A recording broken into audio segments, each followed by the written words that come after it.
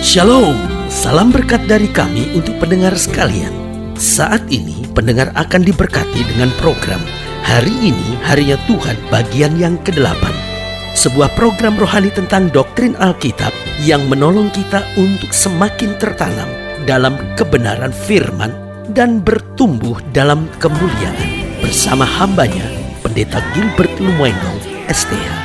Banyak orang merasa doktrin Alkitab sebagai sesuatu yang membingungkan. Tetapi tahukah saudara bahwa doktrin Alkitab intinya adalah memahami Alkitab dengan benar, dengan pemahaman yang sistematis, sehingga kita terus dapat tertanam di dalam kebenaran firman, sehingga kita terus bertumbuh di dalam kemuliaan Allah. Buka hati saudara sekalian untuk menerima berkat-berkat firman-Nya hari ini. Janji kemenangan dari Allah bukanlah sesuatu yang bersifat mudah-mudahan, bukanlah sesuatu yang bersifat kalau bisa atau semoga, ya kan? Berarti janji kemenangan dari Allah bukanlah sesuatu yang sifatnya tidak mengikat, karena janji kemenangan Allah adalah sebuah kepastian yang dipersiapkan oleh Allah sendiri. Bahwa Allah bicara tentang kemenangan, Allah bicara tentang jalan keluar, bukan sekedar sebagai sesuatu yang hanya menyenangkan hati manusia, tapi Allah mempersiapkan kemenangan bagi kita. Bagaimana Dia mempersiapkan kemenangan buat kita? Yang pertama dengan memberesi utang-utang dosa kita, karena kita nggak akan pernah bisa menang selama dosa masih membelenggu dan mengikat kita. Dan itu sebabnya Allah mengerti, Dia bebaskan kita dulu, Dia beresi kita dari utang-utang dosa, sehingga kita nggak ada lagi di bawah kutuk. Dan lewat darah yang tertumpah, dosa dihancurkan, kemuliaan Allah dicurahkan. Lalu yang kedua, setelah utang-utang dosa kita diberesi, Dia mengutus malaikatnya. Dia mengutus malaikatnya untuk apa? Untuk menjaga kita, untuk melindungi kita, untuk memperdamaikan kita dari segala serangan-serangan kegelapan, sehingga kita tetap bisa damai dan kita tenang karena kita tahu ada Tuhan yang membela kita. Lalu yang ketiga, Dia memberikan kuasa buat kita sehingga kita berjalan dalam kepastian. Kita dapat berjalan di dalam anugerah Tuhan karena kuasa yang Tuhan berikan buat kita adalah kuasa yang untuk menuntun kita daripada kemenangan lepas pada kemenangan, masuk dalam kemuliaan yang kekal. Haleluya. Dan dalam Alkitab sering disinggung tentang kereta kemenangan, bahwa Allah kita datang dengan kereta kemenangannya. Elia dijemput dengan kereta kemenangan berapi oleh Tuhan. Berarti dari sini kita bisa melihat bahwa Allah mempersiapkan kereta kemenangan, karena setiap orang percaya adalah pemenang di dalam Kristus. Haleluya. Selamat datang dalam program kita hari ini, Harinya Tuhan, sebuah program rohani yang kembali mengingatkan kepada kita betapa pentingnya kita menjadikan firman Tuhan sebagai dasar keseharian hidup kita. Karena selama kita jadikan firman Tuhan sebagai dasar keseharian hidup kita, langkah-langkah ke depan kita penuh dengan kepastian, kemenangan, berkat, mujizat, dan perkara-perkara besar. Haleluya. Dalam program ini memang kita sedang membahas tentang kereta kemenangan, karena Allah kita adalah Allah yang mempersiapkan kereta kemenangan dari surga, dan kereta kemenangan yang disediakan bagi tiap-tiap orang percaya. Haleluya. Nah, pembahasan kita dalam pembahasan tentang kereta kemenangan ini, kita mau sama-sama lihat dari Habakuk pasal 3. Habakuk pasal 3 ayat yang ke-7 sampai ayatnya yang ke-10. Habakuk pasal 3 ayatnya yang ke-7 sampai ayatnya yang ke-10. Demikian firman Tuhan. Aku melihat kemah-kemah orang Kushan tertekan, kain-kain tenda tanah Midian menggetar. Terhadap sungai-sungai kah ya Tuhan? Terhadap sungai-sungai kah murka-Mu bangkit? Atau terhadap lautkah amarahmu sehingga engkau mengendarai kuda dan kereta kemenanganmu? Perhatikan kalimat ini, engkau mengendarai kuda dan kereta kemenanganmu. Busurmu telah kau buka, telah kau isi dengan anak panah. Selah. Engkau membelah bumi menjadi sungai-sungai. Melihat engkau gunung-gunung gemetar, air bah menderu. Lalu samudera raya memperdengarkan suaranya, dan mengangkat tangannya. Perhatikan ayat yang ke-8 di sini jelas. Bagian terakhir dikatakan, atau terhadap lautkah amarahmu sehingga engkau mengendarai kuda dan kereta kemenanganmu. Saudaraku yang kasih dalam Tuhan, ada apa di kereta kemenangan ini? Kenapa Tuhan bicara tentang kereta kemenangan? Bicara tentang apakah ini? Saya pelajari di sini bahwa di kereta kemenangan Allah mempersiapkan orang percaya untuk mulia. Saya ulangi sekali lagi, di kereta kemenangan Allah sedang mempersiapkan orang percaya untuk mulia. Mungkin saya berkata, apa maksudnya? Bukankah dosa telah membuat kita terhina?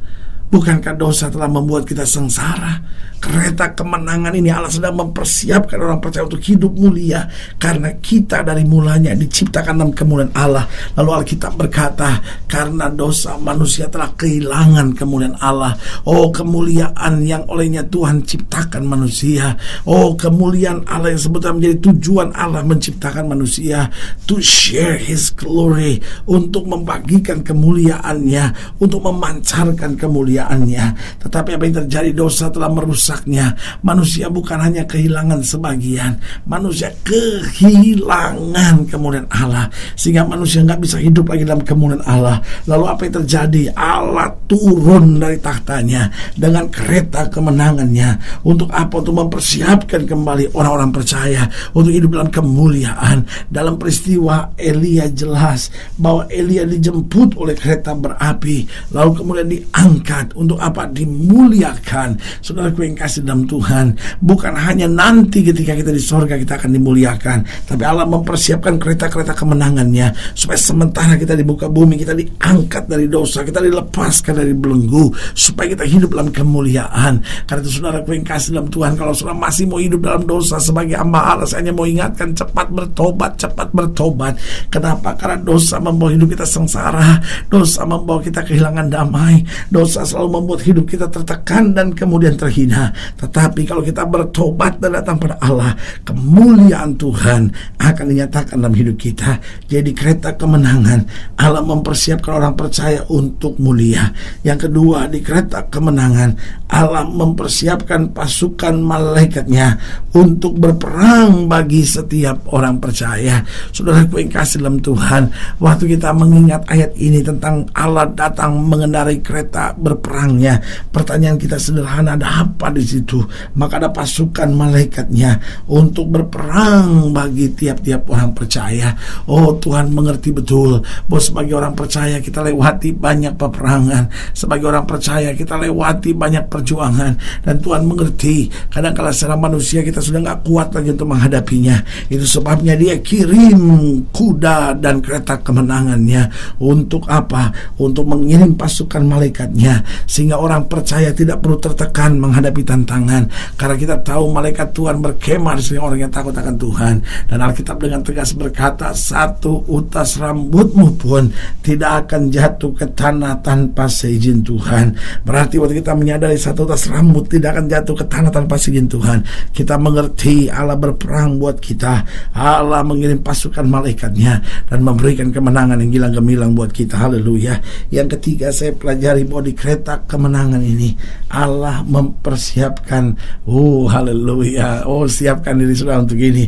Allah mempersiapkan berkat yang berkelimpahan. Saudaraku yang kasih dalam Tuhan, di kereta kemenangannya Allah bukan hanya mempersiapkan pasukan malaikat untuk berperang, tetapi di kereta kemenangannya Allah mempersiapkan berkat yang berkelimpahan. Itu sebabnya orang percaya tidak perlu hidup kekurangan.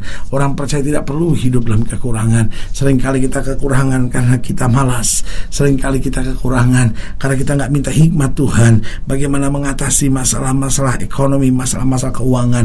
Kita cuma, Tuhan berkati saya, Tuhan berkati saya. Tuhan bilang, ya aku berkati engkau, caranya aku berkati engkau, kamu harus begini, kamu harus begini. Tapi seringkali kita nggak mau dengar. Kita sibuk dengan diri kita sendiri, lalu kita bingung kenapa saya kekurangan, lalu kita mulai mengeluh, lalu kita mulai kecewa. Sebagai hamba Allah, saya hanya mau ingatkan, Allah mengirim kereta kemenangan kemenangan buat kita. Untuk apa? Untuk mencurahkan berkat yang berkelimpahan dalam hidup kita. Oh, haleluya. Yang keempat, yang terakhir saya pelajari, ada apa di kereta kemenangan Tuhan? Yang pertama sudah saya jelaskan, di kereta kemenangannya Allah mempersiapkan orang percaya untuk mulia. Yang kedua, di kereta kemenangannya Allah mempersiapkan pasukan malaikatnya untuk berperang bagi setiap orang-orang percaya, supaya orang percaya dapat kemenangan, dapat kemuliaan, dapat anugerah dan sorak-sorai sukacita. Yang ketiga, jelas bahwa di kereta kemenangannya Allah mempersiapkan berkat yang berkelimpahan.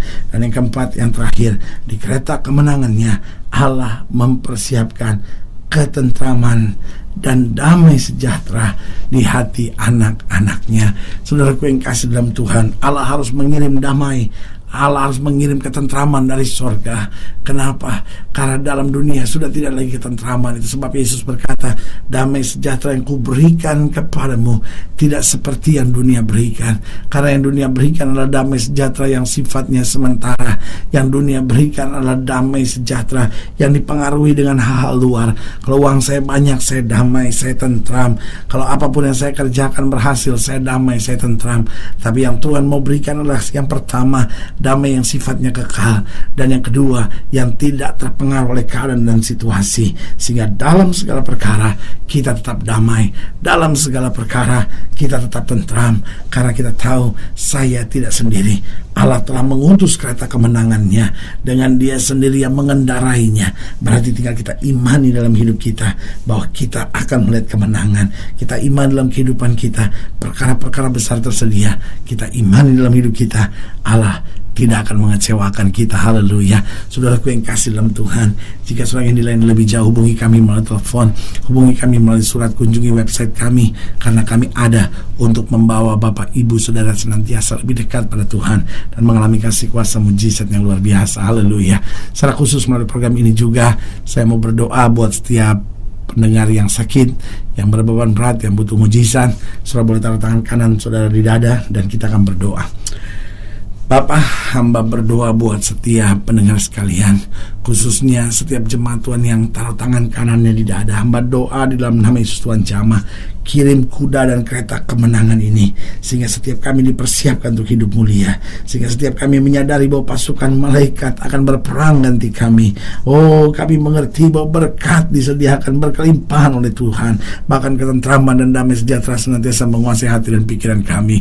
Oh, di dalam nama Yesus kami berdoa. Haleluya. Amin.